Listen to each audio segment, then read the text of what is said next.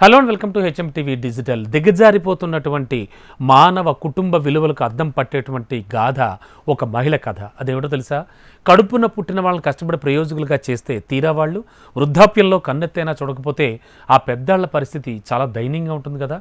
తమను చాలా ఆప్యాయంగా పిలిచే పిలుపు వినిపించక కనిపించక అసలు తాము ఎందుకు బతుకుతున్నాం అనిపించేలా ప్రతి క్షణం ఓ యుగంలా వాళ్ళని వేధిస్తున్నప్పుడు కోపంతో వాళ్ళు తీసుకునే నిర్ణయాలు చాలా ఇలానే ఉంటాయి. ఇప్పుడు నేను చెప్పబోయేలా అలానే ఒక వృద్ధ మహిళ తను తట్టుకోలేని ఆవేదనలో తీసుకున్న కఠిన నిర్ణయం ఏంటో తెలుసా?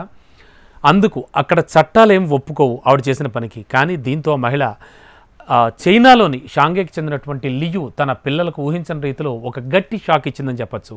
తన పేరు మీద ఉన్న 23 కోట్ల ఆస్తిని పెంపుడు జంతువుల పేరు మీద రాసేసింది. ఇంతకు మునుపు తన 3 పిల్లలకు పంచిస్తున్నట్లుగా వీళ్ళ రాసున్నా దాన్ని సడన్గా మార్చేసింది.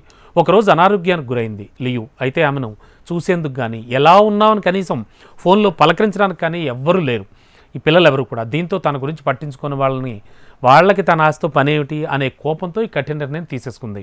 అయితే అందుకు చైనా చట్టాలు ఏమి ఒప్పుకోవు. ఎందుకంటే చైనాలోని జంతువులకు నేరుగా విరాళాలు ఇవ్వడానికి చట్టాలు ఏమి అంగీకరించవు.